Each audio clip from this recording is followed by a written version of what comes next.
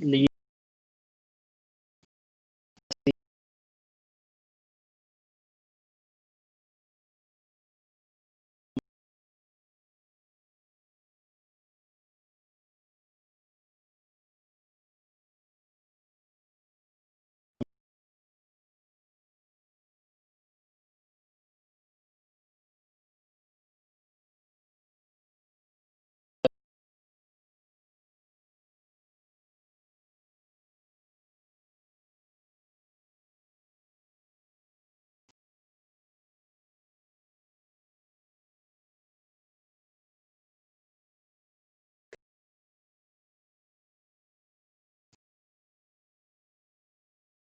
basically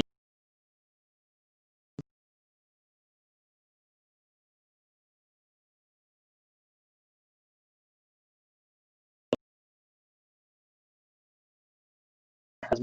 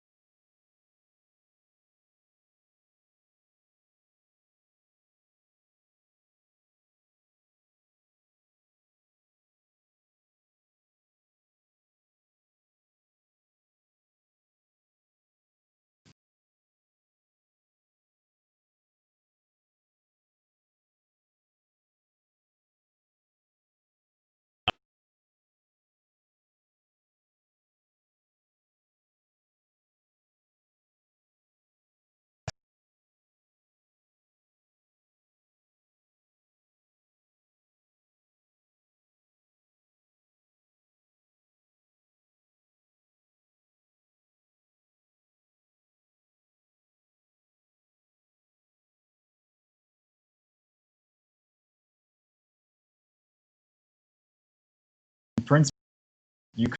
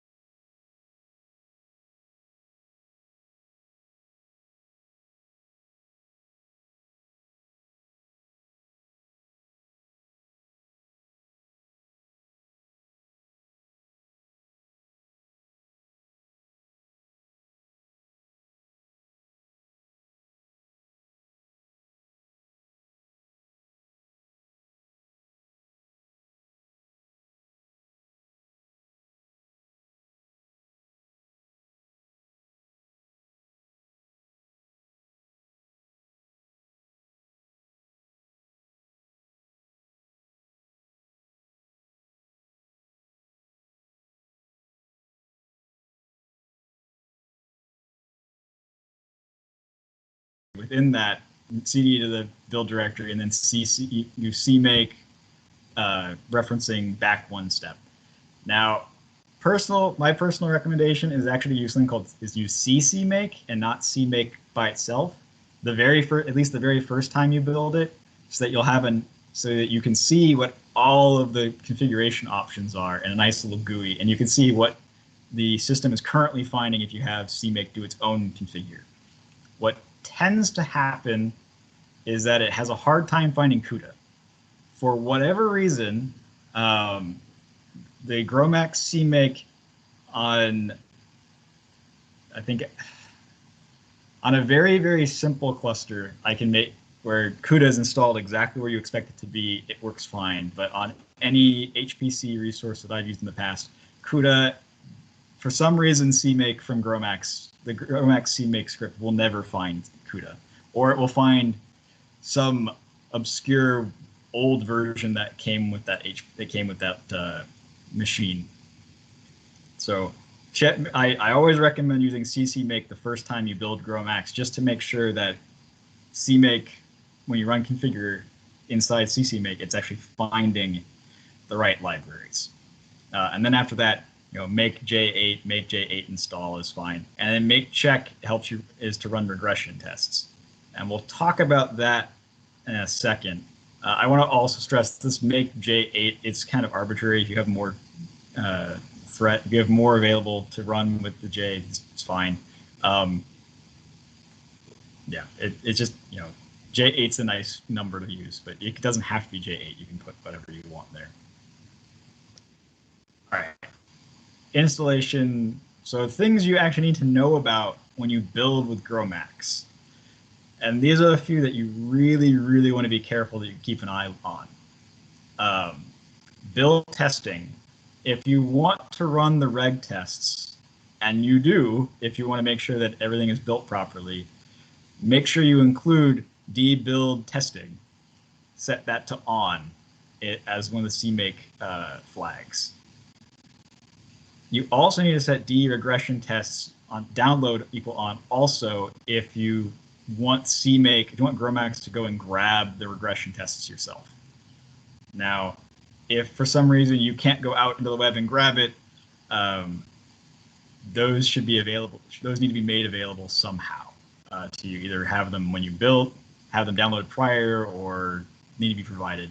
But if you want to run the reg tests, you need to download them from GROMACS, because it doesn't come in the standard tarball.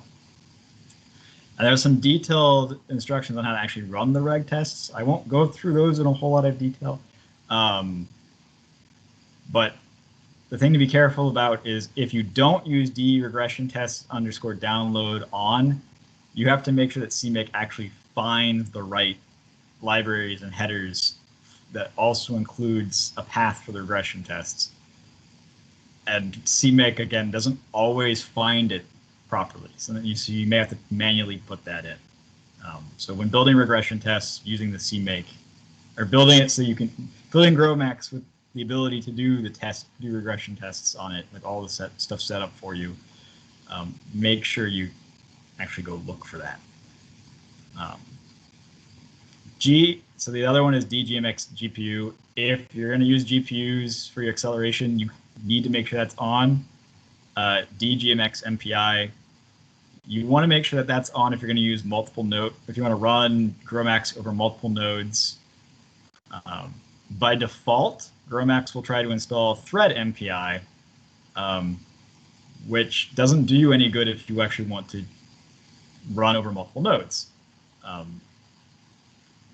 The reason why it does this is part of the way it manages its domain decomposition and particle mesh EWALD stuff, which we'll talk about later down the line. They use it through their MPI calls, so that's why they install the MPI, the thread MPI. They also use the thread MPI so that you have ranks that can control OpenMP nodes or OpenMP threads, and also the GPUs directly. Again, you should always want to have MPI with GROMACS. And if you're using multiple nodes, you definitely want to make sure you set dgmx underscore MPI to on, and you turn off dgmx thread MPI, or the build won't work. There's the next really important one to keep an eye out on is dgmx underscore SMI. This is, GROMACS comes with a wide variety of different presets for optimization to make it work really well.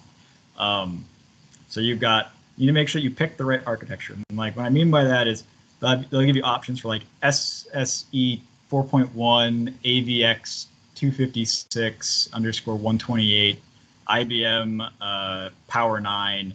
Those are all options in the build from this flag, this dgmx underscore MPI. And this is one of the reasons why I really urge people to use cmake the first time they build, so they can look and see what each one of those options are. What's really important here is that if the node that you're building on, like it's a login node or a host node, does not match the architecture of what you're actually going to run on. So like if the compute node that you're going to use does not have the same architecture as the host that you're building GROMACS on, then cmake will find the wrong thing. So you need to make sure that this flag is set to what's for your compute node architecture and not your host node architecture if they're different. The next one is dgmx build own FFTW. One really nice thing that GROMACS will do if you can, is it will go and download GROMACS on its own. It will configure it on its own, and it will install it on its own with the appropriate precision, which is great. You don't have to worry about fighting with FFTW that way, or FFT3W is the other way. Same thing, but I always mix up the names. The thing that you need to remember though is if you're going to use a local FFT library, so you have to build your own FFTW3 or FFT3W, or you're using MKL, you need to make sure that the local precision, whatever precision you're putting on your FFTW, matches whatever target precision your GROMACS build is. So if you're building in double precision for GROMACS, you need to make sure that the MKL or FFT3W are built to double precision. If you're building single precision, you need to make sure that those match. And typically FFTWs, at least in my experience, a lot of people will build it in double precision, which is a great idea. But as you'll see in the next bullet point, most MD simulations, you don't really need double precision, and it's just going to slow you down. So if you're going to use single precision, you need to make sure that the FFTW is fit to the same precision. Otherwise, you'll get weird things happening. You can leave GMX double on when you're trying to test to make sure things are working on like if you have a really odd system that's, when you try to run the simulation crashes immediately. Sometimes the double going on will go a couple steps further than single point precision will, and it can give you an idea of what part of the system is failing first. That's not really something we need to worry about for performance for HPC side, but that's more of a science problem of, hey, I built this initial system to run in the simulation, I did energy minimization and it looked fine, and then I tried to run it and it crashed immediately, giving you some weird contact issue, and I can't figure out what contact that is. Well, if you go back and use GROMACS in double precision and you re-minimize it with double precision, you might find that, oh yeah, this one atom is like just in a way bad spot, and that your initial conditions are bad. But for performance, you generally do not need to use GROMACS under double precision. So, GROMACS installation points of caution. And I've kind of said this a little bit already, but cmake is great when it wants to be. It doesn't always play nice with module-based environment management. So if you're using modules so that, you can say module load GCC and have it grab not grab CC, but grab another GCC that you pointed to, or another system CCC that you pointed it to, cmake doesn't always find that. I frequently have had issues with module-based management.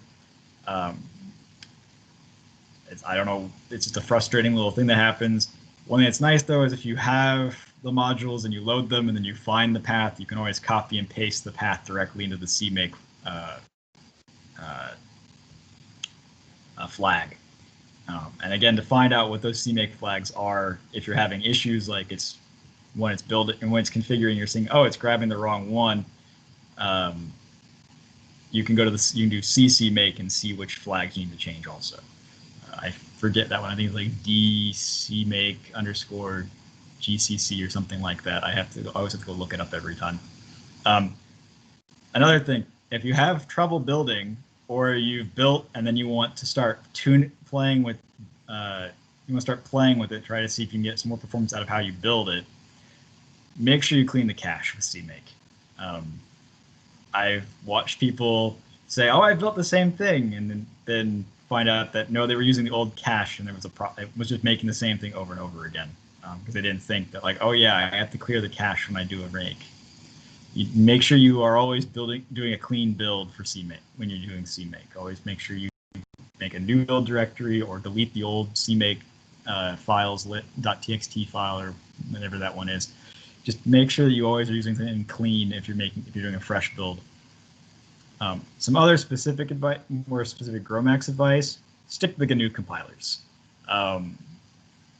It has support for ICC, but I've had numerous occasions where that's been a problem. And was it LVCC? That's the one on Summit. That one does not work at all, and they know of that, and it's in the, I believe it's even in one of the bug reports for GROMACS. Pretty sure it's in one of the bug reports in GROMACS. Stick to the GNU compilers. They work great for GROMACS. And you're not losing any performance by using GNU over ICC. And again, CUDA is better than OpenCL at the moment for GROMACS. Okay, so now what? Right, so I mentioned we're going to do MD. So what MD really is, what molecular dynamics really is classical Newtonian mechanics. So F equals ma. That's all you're doing. You're solving F equals ma with a specific potential to determine the force. It's dependent on the positions of the atoms, and that's it. But you're doing it for millions of atoms potentially, and you have to do numerical integration to advance the system through time.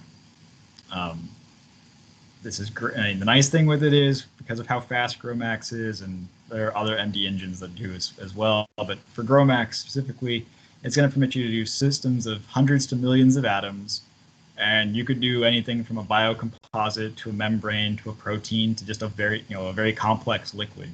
Those are all fine, common things to run MD with, or run MD on. So what actually is part of the MD? Well, it's kind of four main things here. You have an integrator. It's going to be either velocity relay or leapfrog, and the normal usage of GROMACS, unlike something like, say, lamps, you're going to use a leapfrog. Some other MD engines will use velocity relay. GROMACS uses leapfrog. That gives you a slight speed benefit. But that causes some headaches for the next section, which is the thermostats and barostats. You can run an MD simulation, a molecular dynamics simulation, where you just say, the energy is this. You just fix the entire system energy and then run. That's fine. That's called an NVE simulation. That's not a very interesting simulation to run for a biological system. You'd be more interested in something like, if I kept the number of particles the same and the pressure constant and the temperature constant, what does the protein motion look like? Or what does this biomembrane do? So there's a thermostat and barostat component. This is a rescaling of the simulation box sizes in terms of for the barostat, and the thermostat is a reassignment of velocities at some time interval, or there are other ways of doing it, but one of the more common ways is just velocity reassignment. It's not really reassignment. It's scaling to get that to work. The bottom two on this flag here are bonded interactions, which is like you have molecules that are all stuck together, and these are bonded terms, and there's not much you can really do about speeding up bonded term things. That's a very simple list. They tend to be pretty small. It's a simple force calculation. All the positions there's no distance searching really on that case. It's more of a angle search, like how much has one atom moved relative to another atom if the third atom has stayed fixed, kind of idea. So bonded interactions. The non-bonded long-range and short-range interactions, those are what eat up a good chunk of your time. So the integrators use up a little tiny bit of CPU, a little tiny bit of simulation time, or compute time. The integrator is a pretty fast step. The thermostats are, again, a really fast step. Bonded interactions are pretty fast. Non-bonded long-range and short-range interactions, those take a while. And the reason they take a while is because you have to do a couple tricks to make it work. So there's cutoffs. So you have to build these big tables of distances between all the atom pairs. And then you have to pick some cutoffs to adjust things. And then there's also something called particle mesh ewalls, which lets you get away with doing electrostatics over long ranges without needing to compute every single atom in the system's pair-pair interaction. That's the part that requires the FFT, the fast Fourier transform. So we won't go into the details of what actually particle mesh ewall calculation looks like, but I will say that you need to have an FFT. You need to make sure that's tuned correctly to get the best benefit out of it. And then the non-bonded long-range and short-range interactions also depend a lot on something called the domain decomposition. When you have a very large system box, to speed things up, you break it down into subsections, and then you do the searches within the domains, and then you do searches at the edge of the domains for your distances to speed things up. That's how the algorithm is able to go so fast, to find the pair distances between millions and millions of atoms. And that's going to be the part that slows you down. And that's the part that when we get to how you speed up MD simulations, that's where we start playing with things. All right. So the key requirements to an MD simulation with GROMACS is three things. You need to have the coordinates of the system. So that's the input file. It's a coordinate file. You need to have the topologies and interactions, and you have run parameters. And so run parameters are a GROMACS plain text file, MDP file. So MDP stands for Molecular Dynamics Parameters. It's just the run parameters for how to run the system. This is where you have things like what integrator you're going to use. Because I said you have the option of leapfrog or velocity relay, and most of the time you're going to want to use leapfrog in GROMACS because that's what GROMACS was built to do. But there's also another option called energy minimization, and that's the step you have to take before you actually run anything properly in an MD simulation, because if you don't energy minimize, the system is prone to blow up, and then you're not going to get anything useful out of the simulation. So that's where you set those things. That's where you set the parameters for the varostat and thermostat. That's where the cutoffs are set.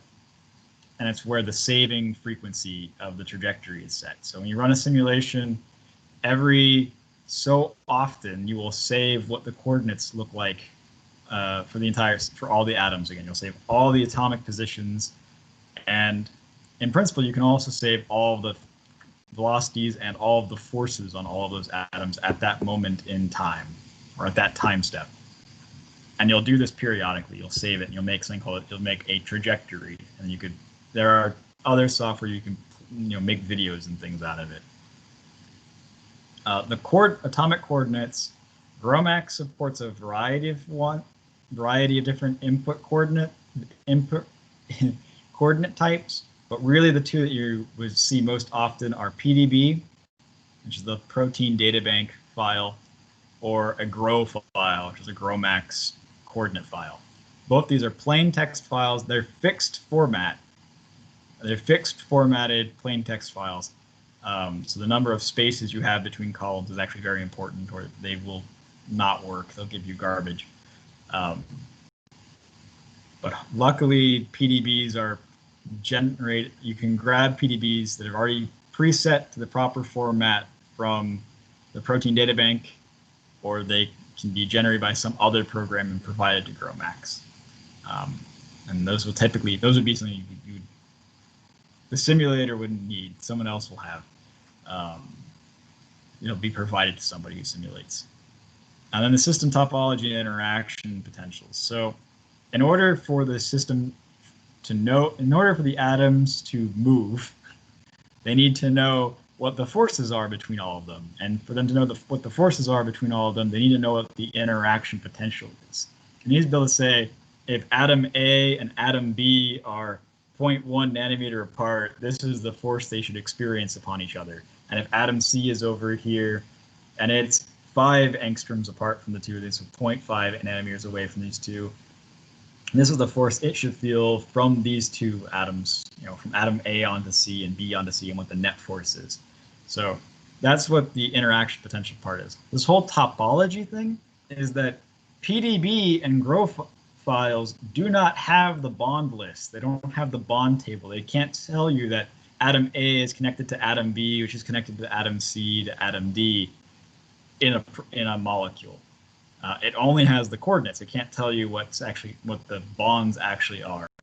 And the topology is doing that. The topology file tells GROMACS these ones are all bonded together.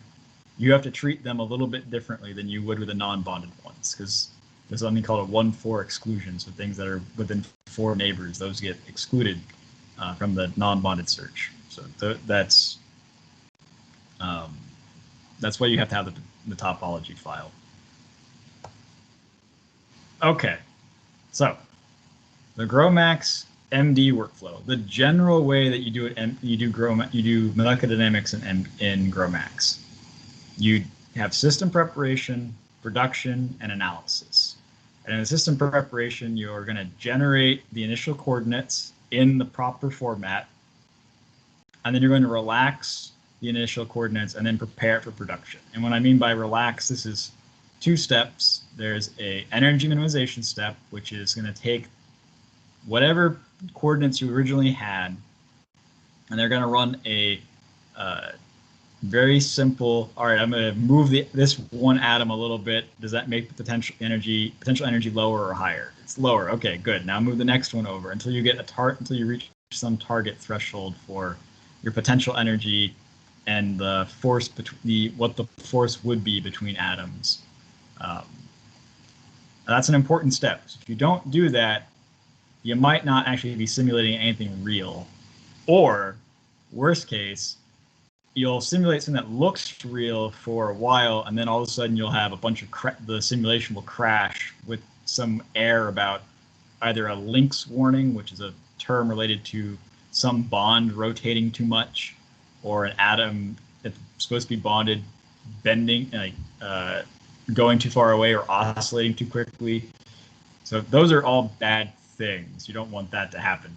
So you really need to make sure you have it. The energy minimization step is done well. And the energy minimization step, unfortunately, can be pretty slow. And we'll talk about that a little bit. Like, you can sort of make it faster. You can sort of do that one in parallel. But depending on the energy minimization integrator option that you pick, you might not be able to make it any faster. Production is just trajectory generation. This is the meat and potatoes of you run a simulation from. You can do standard simulations or an enhanced sampling simulation. The enhanced sampling, those are special cases, and we'll just talk briefly about what those special cases might be as we go forward. And then analysis, things like you want to maybe quantify that the shape of the system changed, or you might want to look at some type of dynamics, like make sure that the rate that the hydrogen bonds are breaking is this much. Just say how much faster. You can also do thermodynamics. You can say what the binding free energy is of things. Proper thermodynamics calculations take a bit of work, so those are not something you would typically do in just a standard MD simulation. But the shape change quantification and dynamics quantifications are things you would look into. So, run parameter files. Let's go back. So we have those 3 parameters we need, right? We have to have run parameter files, GRO files, and topology files. Let's talk about the run parameter files. Typically, the MD simulations follow 3 phases, like I mentioned. You have energy minimization, relaxation, and then production. And then there's the 4th stage is that analysis. What I'm showing on the right here is a sample of what an energy minimization input file would look like. And then there's some special cases we'll talk about later. But the point over here is that you're going to have an integrator that you're going to set. In this case, it's steep for steepest descent. That's the search that's going to be done to energy minimize the system. The EM tol, that's the tolerance for saying that the simulation has that the energy minimization has converged. End steps is going to say, well, we're either going to converge to this threshold, or we're only going to run the energy minimization for 5,000 steps, whichever one comes first. The NST list is the neighbor size list.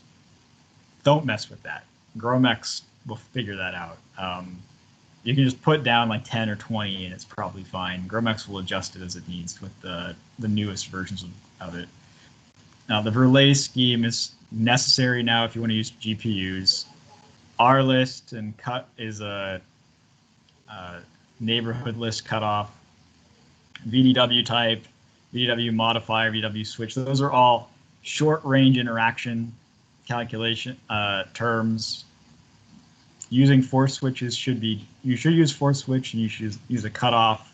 Those are pretty standard. Coulomb type, this is the PME. So I mentioned there's this particle mesh E-wall that gets used to do electrostatics. If you go to a really, really, really big system that's fairly sparse, like you want to simulate a giant box of gas, then PME is going to be horribly slow. And there are other methods to handle electrostatics. But for most systems, for probably 95% of the things I've ever done, PME is what you want to use. And then there's a Coulomb, which again is a short range cutoff thing.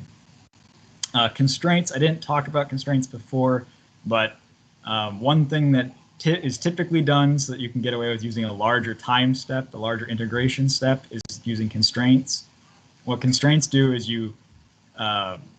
so very light atoms like hydrogens, you say, all right, the hydrogens are going to vibrate and oscillate all the time anyways, but they're mostly going to be in one spot.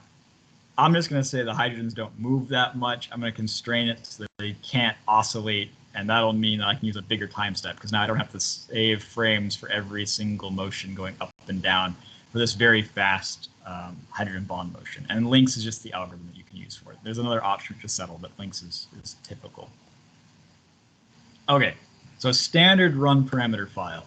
So this is what you want to do if you're going to actually run a real MD simulation and not an energy minimization. And I'm kind of breaking it up into 4 sections here.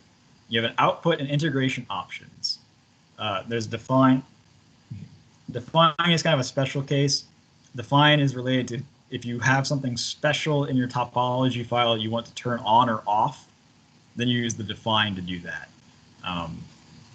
In principle, define is kind of its own special case, but I put it in the output integration options because it's related to the topology.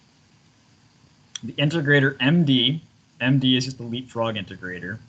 This DT is the time step. This is going to tell, this is the, in real units of picoseconds, how many picoseconds one integration time step is worth.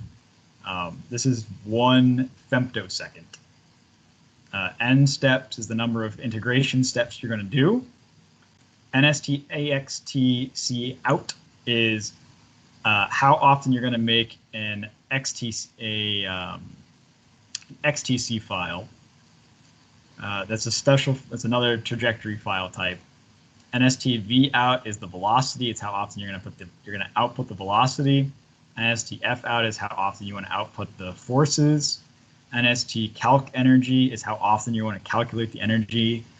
NST energy is how often you're going to write an energy file, and NST log is how often you want to write a log file. You want to write something to a log file.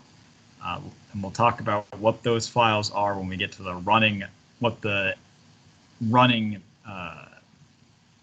command looks like, what the MD run command looks like. Again, cutoff schemes, this is all force field, this is all very force field specific. Generally, you don't need to mess with this. In principle, you could change things like the R list or the R coulomb and make things faster, but the likelihood of you getting the right answer after doing that is really bad, because the potentials between the atoms was trained with these types of cutoffs, with a pre-selected cutoff range and preset cutoff scheme.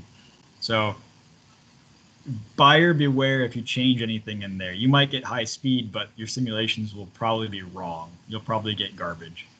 Thermostat, barostat options. That's this section down here, this T-couple. If there was a barostat, there'd be something called P-couple and P-couple, and then ref P and tau P.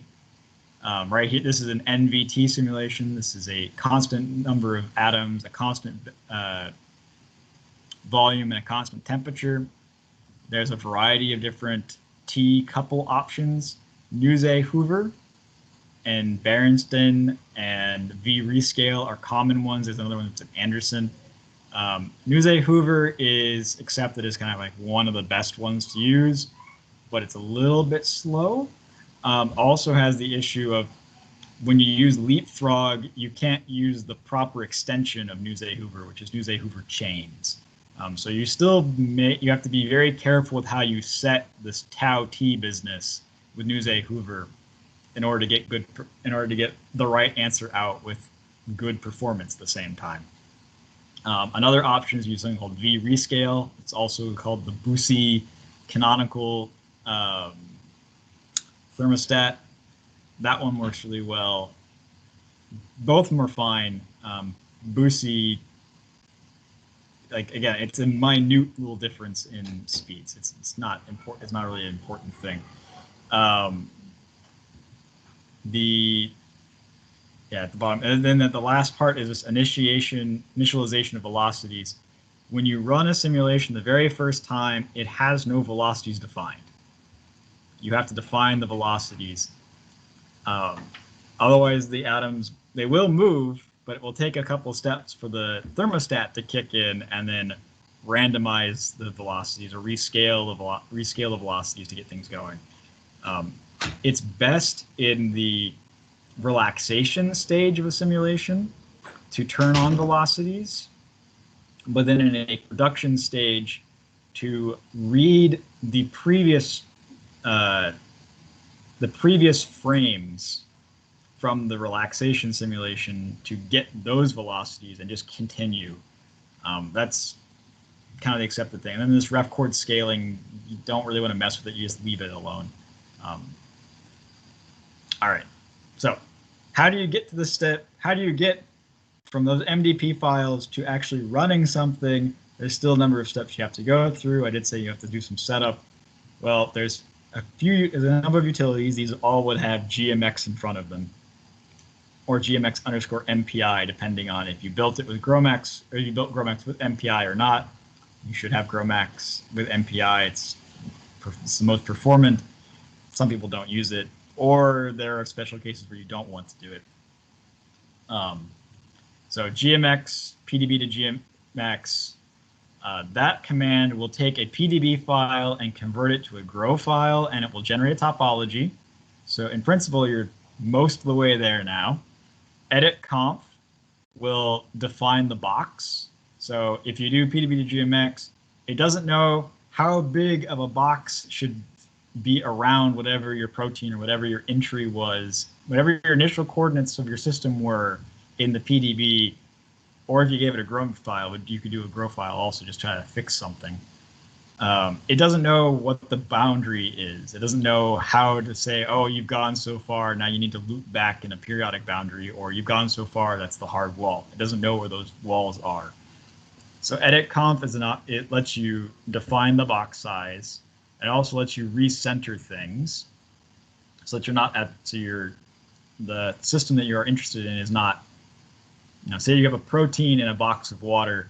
It's to make sure that your protein is in the center of the box and not at some edge and then having weird wrapping going on due to a periodic boundary condition. And periodic boundary conditions, for those that I've I realized I didn't mention what those were. Periodic boundary conditions are Pac-Man conditions. You go all the way to the right and you loop around to the left. What that means is that if you have a protein that's some long chain and you get all the way to the left, the protein diffuses all the way to the left over here, the protein will split in half. It will look funny if you tried to visualize it because it's over, now it's in two places at once. Realistically, it's over on this side. It's just that the Pac-Man conditions kind of wrap you around funny. There's no artifact from that. It's just something that it messes with how you visualize things, and in some analysis it causes problems. So it's helpful to make sure you always have the protein centered when you start the simulation. Solvate. Most systems that come with proteins or polymers or membranes even will not come with any water involved or any other solvent. You typically don't want to run a protein in air. It doesn't make a whole lot of sense. So you need to solvate it and put water around it. What GMX Solvate does, just packs a bunch of water molecules around it. Now comes the important one. And so all those three were useful to get you the topology, to get all your coordinates set up. The next one here that's important is this GROMP. So GROMP is the GROMACS preprocessor. You need to read your MDP file, and you need to read a topology file, and you need to output a TPR file. And the TPR file is a special form of the topology file. The TPR file is a binary form of the topology, of the system topology, and all of the run parameters and the geometry of the system. It's everything that MD run needs to actually run a simulation. In some situations, you need to add ions to a system, and that's what this is showing. You would do Solvate, GROMP, then you do Gen Ion to add ions where you would replace a water. You can't run PME if you have a non-neutral system. So if you do PDV to GMX and you find that it tells you a thing like, oh yeah, the system is built and it has a -2 charge. If you try to run PME, the system will break. It will give you garbage. So you have to add 2 salt ions to make it balanced, and then PME will work.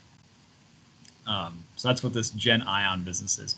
And then I'm missing an arrow. I don't know why I'm missing an arrow, but let's put pen here. You actually would go back this way here, and then you try running it, it will fail.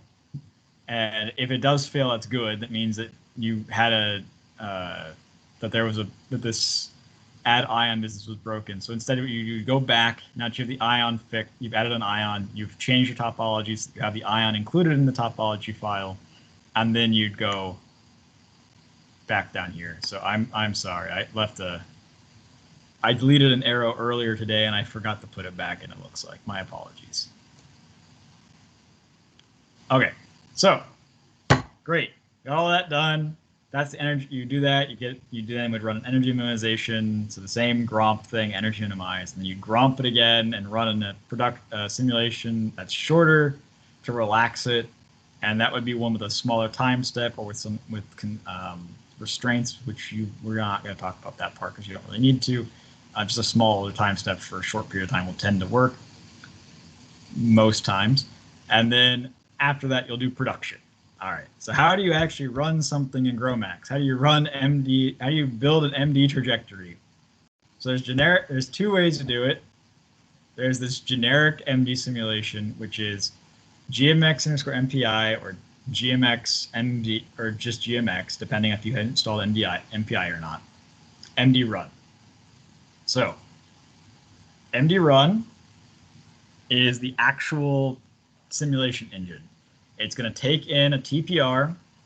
It's going to give you the options of outputting a GRO file, which is a snapshot of it's going to give you the coordinates of the very last frame of the simulation when it's complete.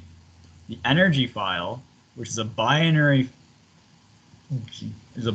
file that includes all the information on what the total velocities of the system, or what the total kinetic energy of the system is, what the potential energy of the system is, what the non-bonded energy is, what the bonded energy terms are, what the thermostat is saying. It's going to tell you like, yeah, you said you wanted to run at 303 Kelvin, and sure enough, I'm running at 303 Kelvin. Or you'll look at it and go, oh, something's wrong. My temperature is exploding, or my temperature is decreasing really fast. So it's a good way. You need that for checking and debugging things, debugging a bad run. CPO, CPI, and CPT. Those we'll talk about again in a section. And then production.trr. TRR is a binary trajectory format. It includes the XYZ positions of all the atoms and potentially the velocities and forces if you were also saving those. There's a variant of this called multi-copy. What tends to happen is when you run MD simulation, when you do a study with molecular dynamics, you don't run one simulation normally. Instead, you want to run like 5 or 10 of these things. Or you want to run 5 or 10 of these things where the coordinates have been slightly shifted, or you want to run at multiple temperatures. In principle, you can just set up separate TPR files for every single one of those systems, and then stick each one of them in the queue and wait. And eventually, you'll go through your queue. Your queue will get done. You'll say, I run through every single simulation on my list. I'm good to go. I'm done. But if you have queue limits, or you really want to get things done real fast, instead you want to do something called multi-DIR. And I'm realizing I put mul-dir. I'm sorry, it should be multi, M-U-L-T-I, and then DIR as the option on the bottom one here. And in that case, you'll make a bunch of directories for where you want to run your production. And in each one of these trajectories, you're going to put the exact same name TPR file inside each one of those directories. And then at the top level directory above that, you're going to say, all right, here's what all my input files and output files names are going to be. And then you're going to add multi-dir and tell it which directories you want to read and write out of. And then in GROMACS, we'll actually run all the simulations simultaneously. There's a special case where where you may want to have the simulations actually talk to each other and exchange information called replica exchange. And this is how you would add another flag called replex to do that.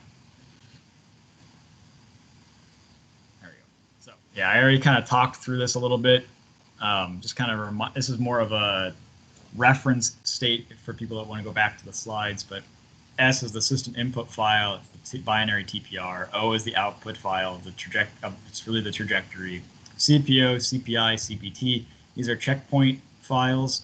CPO is the output file, CPI is the input file, and CPTs are also binary, and the CPT sets the checkpoint. G is the log file. You really want this you really want to make one of these just so you know when something bad is happening. It also contains some of your performance records, so it's also helpful to be able to go to the bottom of the log, and they'll tell you at the end of the simulation that it took you were getting this many nanoseconds a day, which is kind of it's not the best measure of performance, but it gives you a sense of like, yeah, for a system this size, I'm getting 100 nanoseconds a day, which means if I put this on a computer with this many nodes and I walked away and I came back, I would have the equivalent of 100 nanoseconds a day given a step size of 2 femtoseconds or 1 femtosecond. And then you can divide out and say how many steps that is per day and then how many steps per second. Hey, Nicholas. Yep. Just wanted to let you know we have 8 more minutes. Okay. I'm going to start speeding up then. I will skip that part. Performance. We may want to give some time for questions. Yeah. I want to do this last slide, and then we'll jump to questions. So performance-related flags. There's a bunch of them. The ones in green are the easiest things to fit, and you want to play with. Those are the first things you want to play with. Is the green ones. The ones in orange are the next set of performance-related flags that you can add to MD run to kind of help speed it up. The yellow is kind of a buyer beware area. You can do well with doing this. It's when at this point you're starting to do manual domain decomposition. So GROMACS will try to come up with its own domain decomposition and will square it away and be like, yep, that's the best way to do it.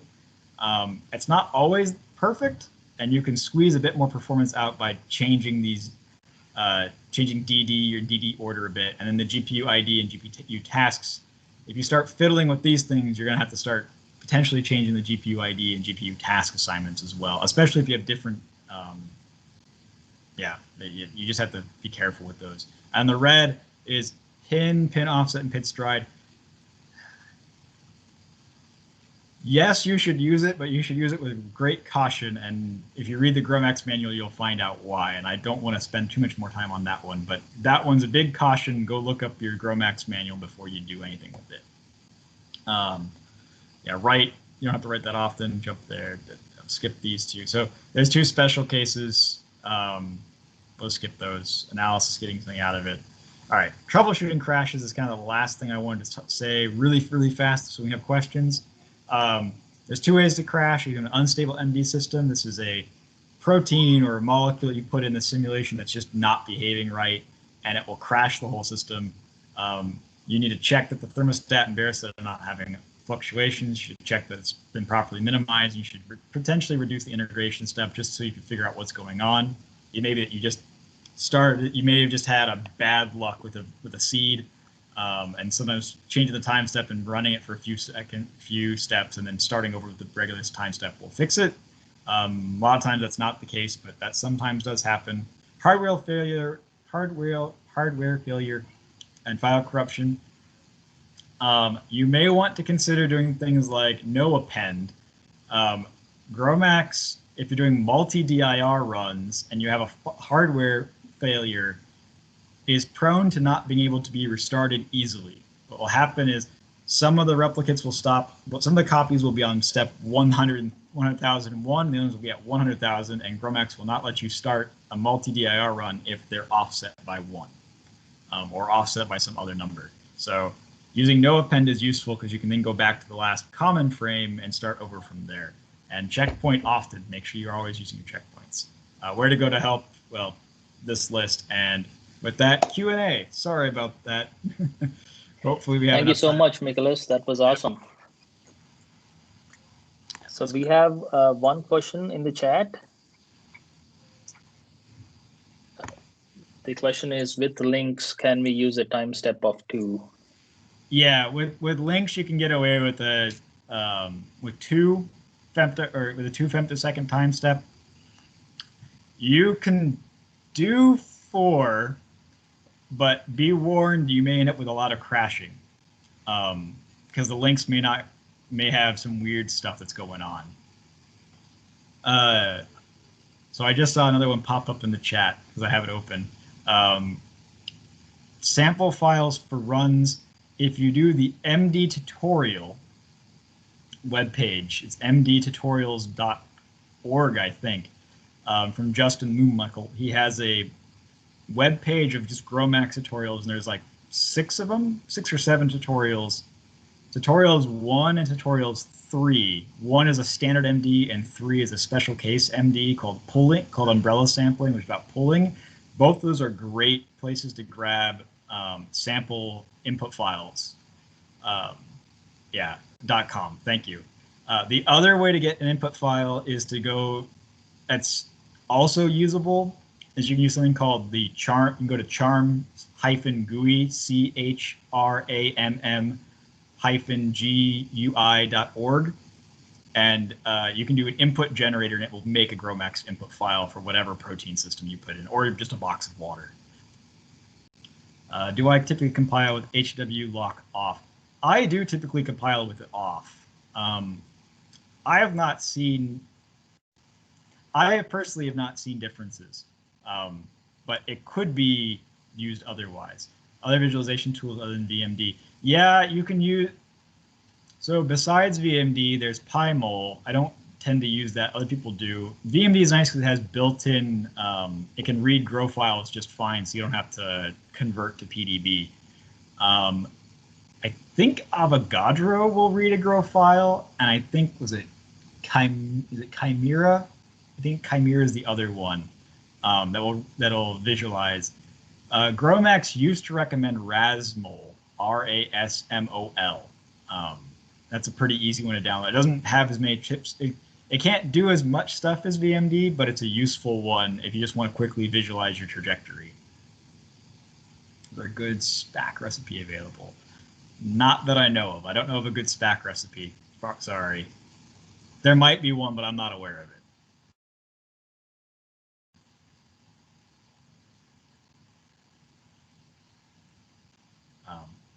And if anyone wants to dig into the code, trying to like make your own optimizations based on digging in the code, there's a bunch of there's a nice developer's guide that GROMACS makes available also on their manuals webpage, which kind of gives you a better sense of what each part of the MD engine is actually doing if people want to dig more into it. Can you type the second location for generating? Oh, yeah.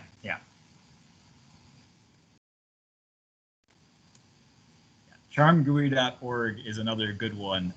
It'll only generate charm force field input files, but that's fine. I have not seen a case where AVX 128 makes sense. I have not. I'm bound that one day I will find it, but I've not found it yet.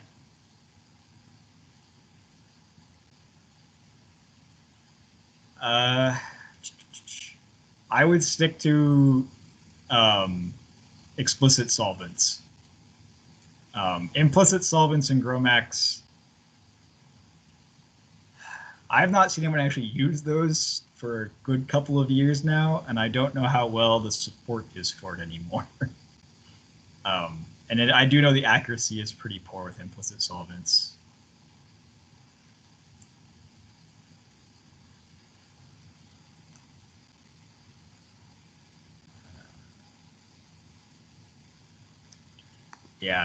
Yeah, Martin. Hey, I guess I've had mixed opinions on that one. I've compiled without, and I've not had a problem. So I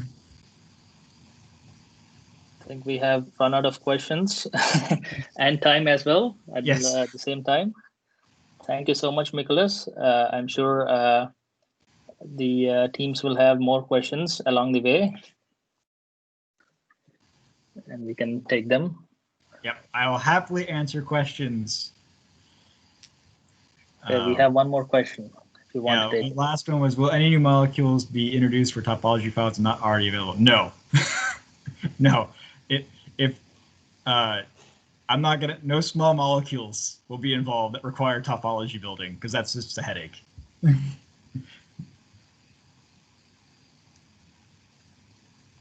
All right. Thank you very much. Steve, should we just hang up, or is there something else we need to do? I think we're good. So the meeting has been recorded, and we'll put the recording up on the Students at SC Webinars page very soon. Nicholas, can we also put a copy of your slides up there? Yeah. Do you want me to put them on the Google group, or should I send them to you? Actually, if you put them on the Google group, I'll grab a copy from there, and then people have a direct copy as well. Oh, I see there's one more question. Does every type of input allow for calculating PME on GPU? I think so. It's changed over the years, so I have to go back and look at the manual again. I think the latest version does allow it, but I check the manual to be certain. I don't want to give a wrong answer on that one. My inkling is yes, but you should double check the manual. Okay. Yeah, thanks, Nicholas and Abhinav, for that seminar, and thanks everybody for joining us, and good luck in your GROMACS preparation for the competition. Okay, thank you very much. Yep. For further Q&A, we can continue the conversation in the VSCC group, Google group. Yep. And I will check it later tonight. I have some other meetings to get to, but I can check it out later tonight and try to respond to some more Q&A questions. Yep. Cool. All right. Thanks so again. All. all right. Yep. Great, guys. Thanks. Yeah. Bye.